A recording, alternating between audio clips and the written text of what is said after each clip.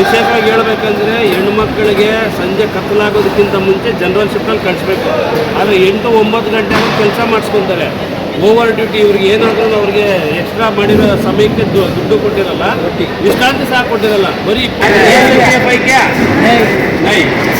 ಕನ್ನಡ सीखना पूरा आदमी कर्नाटक में काम करता ना, कन्नड़ सीखना है, कर्नाटक का पैसा वाला, कर्नाटक का खाना वाला, कन्नड़ सीखना ಏನು ಇಲ್ಲ ಇಲ್ಲಿ.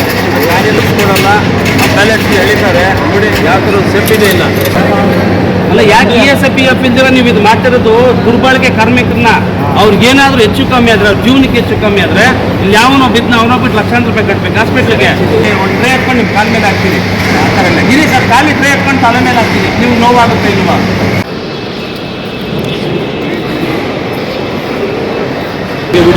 ಅಲ್ಲೋಡಿ, ಅವ್ನಿಗೆ ಗಂಬೂಡ್ಸಿಲ್ಲ, ಹೆಲ್ಮೆಟ್ ಇಲ್ಲ, ಓಡಿಸೋನಲ್ಲ, ಅವನ ಮೇಲೆ ಕ್ರೇಟ್ ಗೀಟ್ ಬಿದ್ದರೆ ಯಾರಾದ್ರೂ ಹೊಣೆ ಆಗ್ತದೆ?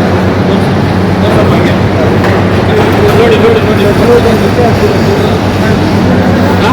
ನೋಡಿದ್ರಲ್ಲ ಇವಾಗ ನೋಡಿದ್ರಲ್ಲ, ಇಲ್ಲ ಬೂಟ್ಸ್ ಇಲ್ಲ, ಗ್ಲೌಸ್ ಇಲ್ಲ, ಏನೂ ಇಲ್ಲ, ಮಾಡ್ತಾರಲ್ಲ. ಬೂಟ್ಸ್ ಕೊಡಲ್ಲ, ಬ್ಯಾಲೆನ್ಸ್ ಎಳಿತಾರೆ ನೋಡಿ, ಯಾವ ಥರ ಸೇಫ್ಟಿನೇ ಇಲ್ಲ. ಯಾಕೆಲ್ಲ ನೋಡಿಲ್ವ ನಿಮಗೆ? ನಾವು ಕಂಪ್ಲೇಂಟ್ ನಾವು ಕೊಡ್ತೀರ ಅವ್ರಿಗೆ. ಇಲ್ಲಿ ನೋಡಿ, ಇಲ್ಲಿ ನೀವು ಸರ್ಟಿಫಿಕೇಶನ್ ಟರ್ಮ್ಸ್ ಆ್ಯಂಡ್ ಕಂಡೀಷನ್ ನಿಮಗೂ ಗೊತ್ತಿರುತ್ತೆ. ಒಬ್ಬ ಮ್ಯಾನೇಜರ್ ಆದಮೇಲೆ ಒಂದು ಬೇರೆಯವ್ರಾಗಲಿ, ಒಂದು ಕಾರ್ಖಾನೆ ಆಗಲಿ, ಏನೋ ಒಂದು ಕೆಲಸ ಮಾಡೋರು ಅದರಲ್ಲಿ ಏನೇನು ಹಾಕ್ಕೊಬೇಕು, ಒಬ್ಬ ಕಾರ್ಮಿಕರು ಕೆಲಸ ಮಾಡೋ ಏನೇನು ಕೊಡಬೇಕು. ನಾವು ಮಾತ್ರ ಶೂಸ್ ಹಾಕೊಳೋದಲ್ಲ ಸರ್. ಇಲ್ಲಿ ಕೇಳಿ ಸರ್, ಇಲ್ಲಿ ಅವ್ರಿಗೂ ಕೊಡಬೇಕು. ಇಲ್ಲಪ್ಪ ಇದಿದ್ದು ಶೂಸ್ ಹಾಕೊಬೇಕು, ಎಲ್ಲ ಡೈಲಿ ವೇಜ್ ಬರ್ತೀರ. ಅವರು ಡೈಲಿ ವೇಜ್ ಬಂದಿದ್ರೇ ಆಗೋದು. ನಾಳೆ ದಿನ ಗಾಯ ಮಾಡ್ಕೊಂಡು ಮನೇಲಿ ಕೂತ್ಕೊಂಡ್ರೆ ಅದಕ್ಕೆ ಹೊಣೆ ಹಾಕ್ಸೋರಾಗ್ತಾರೆ. ಏನು ಗೊತ್ತಾ, ಅಲ್ಲ ಗಾರೆ ಕೆಲಸ ಮಾಡೋರೆ ಬೂಟ್ಸು ಹೆಲ್ಮೆಟ್ಸ್ ಎಲ್ಲ ಹಾಕೊಂಡು ಮಾಡ್ತವ್ರೆ. ನೀವು ಅದಕ್ಕಿಂತ ಕಡೆಯಾಗಿ ದುಡ್ಡನ್ನ ಲೂಟಿ ಮಾಡ್ತಾ ಇದ್ದೀರಾ. ಯಾವ ರೀತಿ ಅಂದರೆ ಸರ್ ಕೇಳಿ ಸರ್, ಇಲ್ಲೇ ಕಾರ್ಮಿಕರಿಗೂ ಒಬ್ಬರಿಗೂ ಒಂದು ಶೂಸ್ ಇಲ್ಲ, ಒಂದು ಬೂಟ್ಸ್ ಇಲ್ಲ, ಒಂದು ಹೆಲ್ಮೆಟ್ ಇಲ್ಲ, ಸರಿಯಾಗಿ PF ಇಲ್ಲ, ESI. ರೈತರ ಜಮೀನಿದು. ಫಸ್ಟ್ ಆಫ್ ಆಲ್ ನೀವು ಲೋಕಲ್ ಅವ್ರು ನೀವು ಪ್ರಿಫರೆನ್ಸ್ ಕೊಡಬೇಕು, ಇಲ್ಲಿರೋರು ಕೊಡಬೇಕು. ಅದು ಬಿಟ್ಟು ಅವನೇನೋ ಮಾತಾಡ್ತಾ ಇಲ್ಲ, ಅವ್ನ ಫ್ರೆಂಡ್ ಏನೋ ಬಂದ ಇನ್ಸೂರೆನ್ಸ್ ಸಮಸ್ಯೆ ಇಟ್ಕೊಂಡು ಕೆಲಸದಿಂದ ತೆಗಿಯೋದಲ್ಲ. ಪರ್ಟಿಕ್ಯುಲರ್ ಕೇಸನ್ನು ನಮಗೆ ಬಂದಿರೋದು ESPF ಒಂದು ಏನೋ ಕೊಡ್ತಾ ಇಲ್ಲ ಅಂತ ಹೇಳ್ಬಿಟ್ಟು ಯಾರಿಗೆ, ನಮ್ಗೆ ಇಲ್ಲಿರೋ ವರ್ಕರ್ಸ್ಗೆ. ಸೆಕೆಂಡ್ ಬಂದುಬಿಟ್ಟು ಇಲ್ಲಿ ಯಾವುದೇ ರೀತಿ ಸೇಫ್ಟಿ ಪ್ರಿಕಾಷನ್ಸ್ ಇಲ್ಲ ಯಾರು ವರ್ಕ್ ಮಾಡೋ ಕಾರ್ಮಿಕರಿಗೆ. ಲೋಕಲ್ ಅವ್ರನ್ನ ಟಾರ್ಗೆಟ್ ಮಾಡಿ ಕೆಲಸದಿಂದ ತೆಗೆದು ESPF ಕಟ್ಟಾಗ್ತಿದೆಯಾ ಹೇಳಿ? ESPF ನೀವು ಹೇಳಿ, ಫಸ್ಟ್ ಹೇಳಿ. ESPF ನೀವು ಅದು ಬೇಡ. ESPF ಕಟ್ಟಾಗ್ತಿದೆಯಲ್ಲ, ಕಟ್ಟಾಗ್ತಾ ಇಲ್ವಾ? ಏನಾಗಿದೆ ಎಷ್ಟು ವರ್ಷದಿಂದ ಅಲ್ಲ? ಯಾಕೆ ESPF ಇಂದಿರ ನೀವು ಇದು ಮಾಡ್ತಿರೋದು? ದುರ್ಬಳಕೆ ಕಾರ್ಮಿಕರನ್ನ ಅವ್ರಿಗೇನಾದ್ರೂ ಹೆಚ್ಚು ಕಮ್ಮಿ ಆದರೆ, ಅವ್ರ ಜೀವನಕ್ಕೆ ಹೆಚ್ಚು ಕಮ್ಮಿ ಆದರೆ ಇಲ್ಲಿ ಯಾವನೋ ಬಿದ್ದು ಅವನೊಬ್ಬಿಟ್ಟು ಲಕ್ಷಾಂತರ ರೂಪಾಯಿ ಕಟ್ಟಬೇಕು ಹಾಸ್ಪಿಟ್ಲಿಗೆ. ದುಡ್ಡನ್ನ ಕೊಳ್ಳೆ ಹೊಡಿತಾ ಇದ್ದಾರೆ ಕಾರ್ಮಿಕರನ್ನ ಇಟ್ಕೊಂಡು. ಇಲ್ಲ ಅವ್ರನ್ನ ದುರ್ಬಳಕೆ ಮಾಡ್ಕೊಂಡು ಒಂದು ಗೊತ್ತಿಲ್ಲ. ESPF ಇಂದಿರ ಏನಾದರೂ ಮತ್ತೆ ವರ್ಕ್ ರನ್ ಮಾಡೋದು. ಇನ್ ಕೇಸ್ ಏನಾದರೂ ಸೇಫ್ಟಿ ಪ್ರಿಕಾಷನ್ಸ್, ಗಂಬೂಟ್ಸ್ ಆಗಲಿ, ಗ್ಲೌಸ್ ಆಗಲಿ, ಹೆಲ್ಮೆಟ್ ವಿತೌಟ್ ಏನಾದರೂ ಕಾರ್ಮಿಕರ ಕೈಯಲ್ಲಿ ಕೆಲಸ ಮಾಡಿಸೋದು. ಇದನ್ನು ನಾವು ತಾಲೂಕು ಮಾಡಿದ್ರೆ ಒಂದು ಪ್ರತಿಭಟನೆ ನಿಮ್ಮ ಬೇರೋಸ್ ಮುಂದಿನ ಮಾಡಿ ಇದನ್ನು ನಾವು ಬಂದ್ ಮಾಡಿಸ್ಬೇಕಂತ ಒಂದು ಎಚ್ಚರಿಕೆ ನಾವು ಕೊಡ್ತೀವಿ. ನಾವು ಓಕೆನಾ? ಶ್ರೀಕಾಂತ್ ಕಾವಣ ಅಂತ ಇದ್ಯಾವುದು ನೀವು ಇದೆಲ್ಲ ಕಾನೂನು ಉಲ್ಲಂಘನೆ ನೀವು ಮಾಡ್ತಾ ಇದ್ದೀರಾ. ಎಲ್ಲ ಕಾರ್ಮಿಕರು ವಿರೋಧವಾಗಿ ಮಾಡ್ತಾ ಇದ್ರೆ ನೀವು ಕೆಲಸ ಮಾಡ್ತಾ ಇರೋದು ಹಂಗೆ.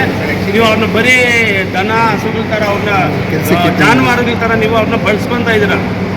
ನೋಡಿ, ನಿಮ್ಮ ಮುಂದೆ ಎಷ್ಟು ಜನ ಓಡಾಡ್ತಾರೆ. ಒಬ್ಬ ಕಾರ್ಮಿಕರಿಗಾದ್ರೆ ಇದೆಯಾ?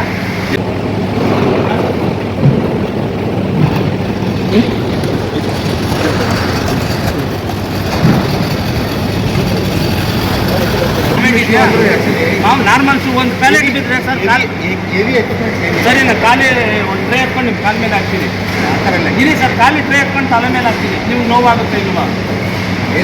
ಜೈ ಭೀಮ್, ನಮೋ ಬುದ್ಧಾಯ. ಏನಿವತ್ತು ದಿನ ಹೊಸಕೋಟೆ ತಾಲೂಕು ಕಸ್ಬಾ ಹೋಬಳಿ ಮಲಿಮಾಕನಪುರ ಗ್ರಾಮದಲ್ಲಿರುವಂಥ ಆಕ್ಸಿಸ್ PPL ವೇರ್ಹೌಸ್ ಇವತ್ತಿನ ವೇರ್ಹೌಸ್ನ ಭೇಟಿ ಕೊಟ್ಟಿರ್ತೀನಿ. ಕಾರಣ ಕೆಲ ಕಾರ್ಮಿಕರು ನಮಗೆ ದೂರು ಕೊಟ್ಟಿರೋ ಮೇರೆಗೆ ಏನಿವತ್ತಿನ ಈ ವೇರ್ಹೌಸ್ನಲ್ಲಿ ಯಾವ ರೀತಿ ನಮ್ಮ ಕಾರ್ಮಿಕರನ್ನ ದುರ್ಬಳಕೆ ಮಾಡ್ಕೊತಾ ಇದ್ದಾರೆ ಅಂದರೆ, ವೇರ್ಹೌಸ್ನ ಮಾಲೀಕರಾಗಿ ಇರುವಂಥ ವೆಂಡರ್ಸು ಅವ್ರಿಗೆ ಯಾವುದೇ ರೀತಿ ಒಂದು ಶೂಸ್ ಆಗಲಿ, ಒಂದು ಗ್ಲೌಸ್ ಆಗಲಿ, ಒಂದು ಹೆಲ್ಮೆಟ್ ಆಗಲಿ, ಯಾವುದೇ ರೀತಿ ಸೇಫ್ಟಿ ಪ್ರಿಕಾಷನ್ಸ್ ಇಲ್ದಿರ ಅವ್ರನ್ನ ತುಂಬ ಹೀನಾಯವಾಗಿ ಬಳಸ್ಕೊತಾ ಇದ್ದಾರೆ. ಇನ್ನೊಂದು ಇಲ್ಲಿ ಹೇಳಬೇಕಾಗಿರೋ ವಿಚಾರ ಏನಂದರೆ, ಯಾವ ಒಬ್ಬ ಕಾರ್ಮಿಕನಿಗೆ ಇದುವರೆಗೂ ಎಷ್ಟು ವರ್ಷ ಆಗಿದೆ ಓಪನ್ ಆಗಿ ಒಬ್ರಿಗೂ ESI ಮತ್ತು PF ಅನ್ನೋದನ್ನು ಇಲ್ಲಿ ಕೊಟ್ಟಿರೋದಿಲ್ಲ. ಈ ವಿಚಾರ ಕೇಳಿದ್ರೆ ಮ್ಯಾನೇಜರ್ ಸ್ವತಃ ಹೇಳ್ತಾರೆ ESPF ಇಲ್ಲ ಅಂತಾರೆ. ಪ್ರತಿಯೊಂದು ಯಾರೇ 15 ಜನಕ್ಕಿಂತ ಮೇಲ್ಪಟ್ಟಿರೋ ಒಂದು ಕಾರ್ಖಾನೆ ಇದೆಯಲ್ಲ, ಆ ಕಾರ್ಖಾನೆಯಲ್ಲಿ ಪ್ರತಿಯೊಂದು ESPF ಕೊಡಬೇಕಂತ ಸರ್ಕಾರದ ಕಾರ್ಮಿಕ ಕಾನೂನು ಉಲ್ಲಂಘನೆ ಮಾಡಿದಂಥ ಏನು ವೆಂಡರ್ಸ್ ಇರ್ಬೋದು, ಅದೇ ರೀತಿ ಸಂಬಂಧಪಟ್ಟ ಬೇರೆ ಹೌಸ್ನ ಮಾಲೀಕರು ಇರ್ಬೋದು, ಏನು ಒಂದು ಪರವಾನಿಗೆ ಇದೆಯೋ ಲೈಸೆನ್ಸ್ನ ರದ್ದು ಮಾಡಬೇಕಂತ ಈ ರೀತಿ ನಮ್ಮ ಗಮನಕ್ಕೆ ESI ಕೊಡ್ತಾವ್ರ PF ಕೊಡ್ತಾರೆ. ಎಷ್ಟು ಅವರ್ ಡ್ಯೂಟಿ ನಮ್ಮ ನಿಮಗೆ? ಎಷ್ಟು ಗಂಟೆಯಿಂದ ಎಷ್ಟು ಗಂಟೆಯಿಂದ? 10 ಗಂಟೆಯಿಂದ ರಾತ್ರಿ 7 ಗಂಟೆವರೆಗೂ. ಬೆಳಗ್ಗೆ 10 ಗಂಟೆ ಬ್ರೇಕ್ ಕೊಡ್ತಾರಾ?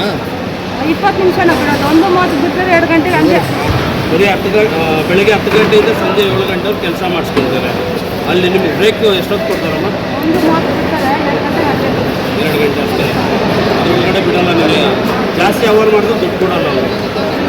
ಫ್ರೀಯಾಗಿ ಮಾಡಿಸಿ ನೋಡಿ ಬಂಧುಗೆ.